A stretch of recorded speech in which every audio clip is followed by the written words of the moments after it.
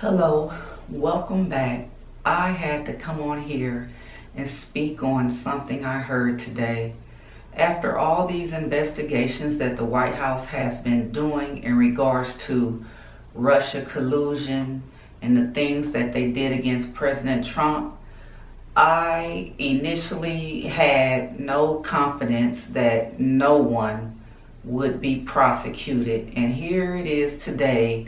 I hear that although they found Comey guilty of the things that he was doing, leaking information to the press, that he will not be charged. And I knew this because, like I stated before, our government has been infiltrated long ago. You would have to go back in time to the beginning of America and her rising up, as a popular government, and why the old world hated America and why they were so determined to destroy every country that had popular government, because before this time in the old world, the Pope was the temporal ruler of the world. And we know that through Martin Luther and the Reformation, that he had destroyed that. The Pope no longer held power over the people. They were no longer in darkness. The light of God's word was brought to the people. All they had to do is believe in Jesus Christ to be saved. No longer participating in all these different traditions that the church said that they had to do, paying penance and paying for people to get out of purgatory and all these different things, and the Hail Marys and all these other things that they have, outside of the Bible. But I wanted to focus on these snakes in the government and how long they have been there. I don't know if you ever heard of these different councils that had taken place back in 1815, 1822, and 1825.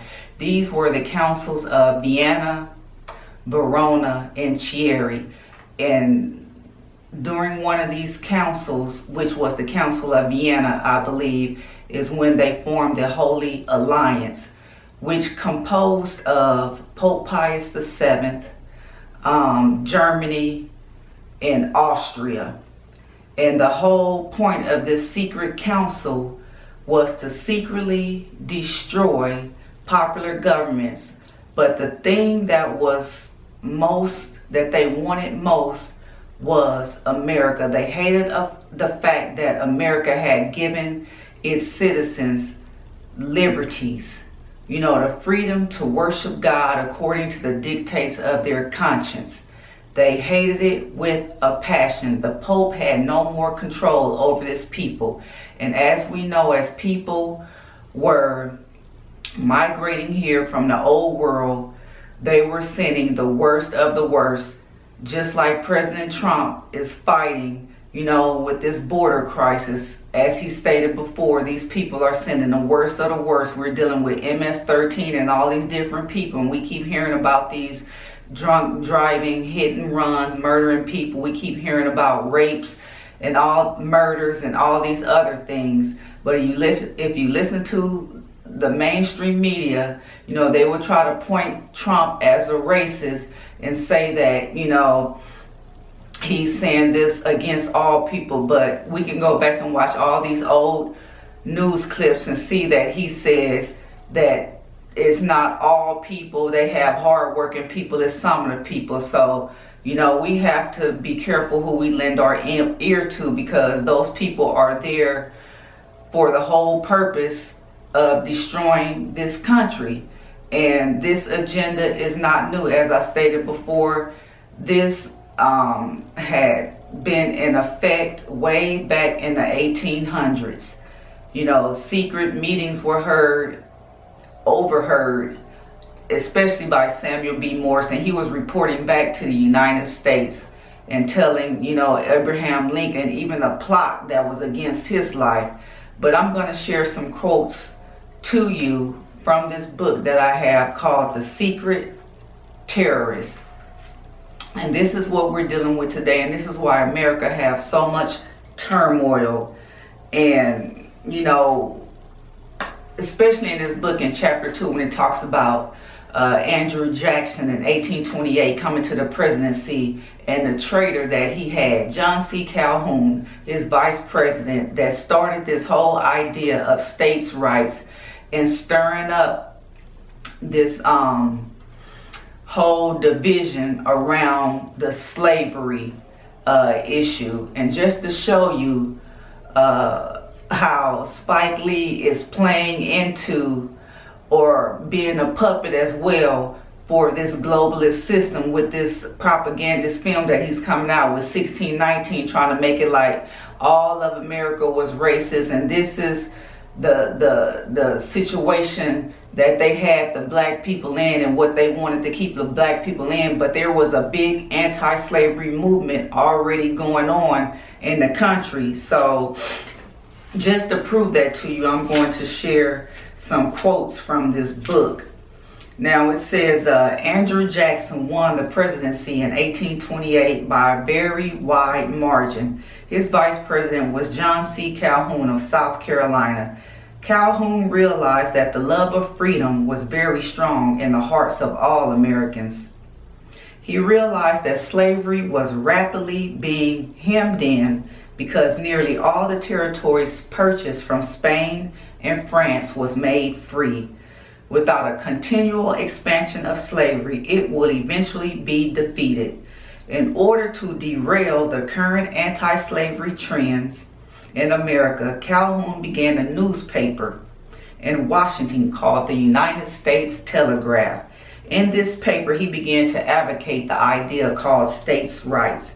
The doctrine of states' rights would lead inevitably to the complete abolishment of the United States, and which is what they stirred up with the Civil War. And what they was hoping for was that the North and the South will fight and fight and fight, and it would just be a bloody ruin, and then a Pope will step in and claim, you know, victory over the defeated North and South.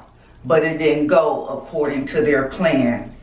See, it's just like Jesus said in the Bible, the house can't stand if it's divided against itself. And this is why there's so much division that they push, especially around the idea of racism. They have to keep talking about racist sentiments because, you know, that's like pouring salt in the wounds of black people. You can always stir up some black people when you talk about racism or try to paint somebody as racist like they've done with President Trump. But we know that we can go and watch these old video clips with Jesse Jackson and all these people and how they love Trump. This conference in some measure is to express thanks to those who are here tonight, and the man in the group who is the most bashful and the most retreating, the most self-effacing, Donald Trump.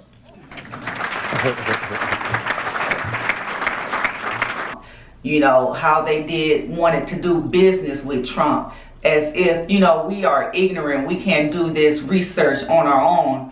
But unfortunately, some of us are ignorant because you see a lot of these black people attacking these people that's wearing these MAGA hats out in the public. These are young black people, you know, in these various communities. These are the people that, you know, they can stir up because these people are not going to go read and research. They're sitting in front of CNN and MSNBC and listen to all these lies. They don't have the common sense, or they wasn't even born, you know, during the time when Trump was around all these black people, and all these black people, you know, loved to be around him, wanted to be like him, had him in their rap songs and all these different things. But let's get back to what I came on this video to discuss: the snakes in the White House and why there will probably never be any justice done after all these investigations are completed. because these people have been heavily embedded within this country, because they hated this country from its infancy. You know, this is what the people was fleeing from, the old world. But we know this all ties back to spiritual warfare and what the Bible had prophesied in Revelation. We're nearing the end and things are ramping up. This is why so much turmoil is going on in the world today, and we are being bombarded on every side by all these different things. You know, how they're coming for the kids, they're grooming the kids with these drag queen story times in the library and teaching your daughters how to have abortions behind your back. You know, it's just crazy. But back to the information at hand with President Andrew Jackson and John C. Calhoun. Now it says, the doctrine of states' rights would lead inevitably to the complete abolishment of the United States. It presumed that a state had an inherent right to do whatever it wanted under the principles of states' rights. If a state wanted to secede from the Union, it could do so. This would eventually eliminate the United States. So Calhoun took a festering sore and turned it into a reason for the southern states to secede from the Union. The festering sore was the high tariff placed on foreign imports, which made European goods more expensive. Since Europe bought large amounts of the southern cotton and other commodities, the tariff meant that southern merchants made less money for their exports. This tax helped northern manufacturers because now the southern merchant would buy more from him. Calhoun convinced the southern states that they were getting a very bad deal and that they had the right to leave the Union over this issue. And so this is what they do. You know how these people start these papers, just like today, the media, you know, agitate certain issues and just put out propaganda, you know, put out all these false ideas to anger people, to have people all upset. This is nothing new. The devil does nothing new. They have been doing this.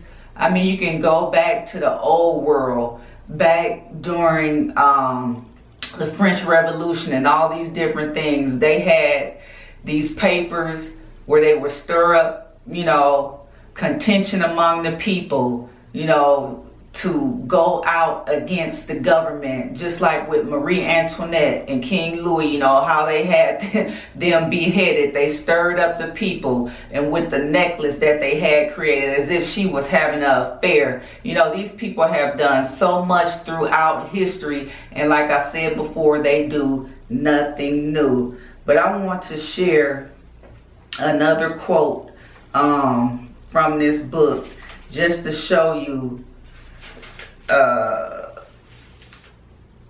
the difference with some of the things that was going on and how these people have infiltrated our government, because this one quote just states it perfectly. Let's see if I can find it. It says, "A nation can survive its fools and even the ambitious, but it cannot survive treason from within.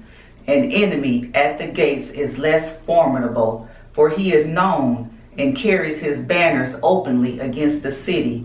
But the traitor moves among those within the gates freely, his sly whispers rustling through all the alleys, heard in the very halls of government.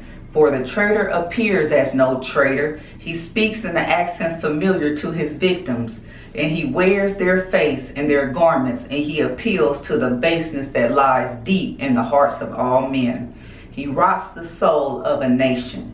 He works secretly and unknown in the night to undermine the pillars of a city. He infects the body politic so that it can no longer resist." And this was stated by Marcus Cicero, speaking to Caesar, Cassius Pompey, and the Roman Senate, and how, you know, those words are a perfect example of what is taking place today and all throughout history. See, those people didn't come against us with no guns. No, they secretly infiltrated. They're here pretending to be American just like us and pretending to hold American sentiment, but deep down inside and under the cover of darkness, they are working behind the scenes to destroy this country. You see all these different types of globalist billionaires like George Soros paying into, I even heard he was funding that group, the ALA, that's sponsoring these drag queen story time, because they know this country was founded on Christian principles. They are doing everything they can to destroy, to demoralize this country and just make it corrupt from within, you know, so they can take over and walk in, you know. But like I said before, these things have been prophesied in Revelation, you know, these end times. And so, you know, guys, we have to continue to stay in our word and trust in God, because I know even today some of the things we are dealing with, you probably never imagined that these things and your children wouldn't be going through these things. And you know, this is probably just the tip of the iceberg, and it's just going to get worse and worse. Just like he said in the word, he is going to have to cut it short, or even the very elect would not be saved, would not make it. That lets you know how bad things are going to get. But I'm not going to hold you up too much longer.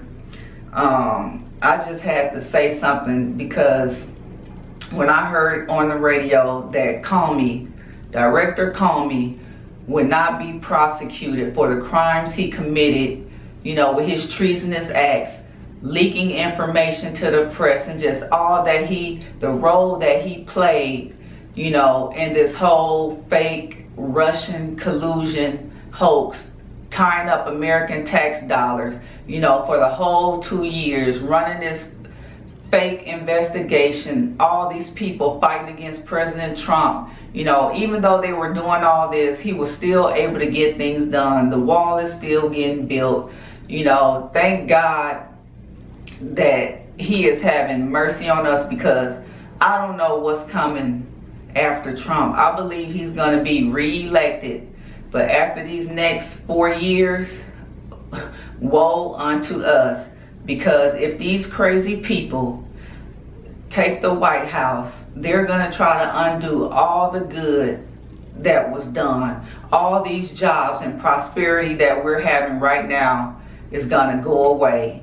We see this on a smaller scale. We see what's going on in San Francisco. We see, you know, all the states that's controlled by Democrats, how bad they are doing. You know, Chicago, Detroit. So just imagine. Well, we don't even have to imagine. We saw what it was under Obama's administration. The 8 years under Obama. It was horrible. The GDP was laughable. What is it, 1 point something growth? Barely 2% growth. It's a shame. But that's all I have to say, and I'm not going to keep you too much longer, guys. I'll see you on the next one. Wake up! Wake up! What? Wake up! Wake up! Wake up! Wake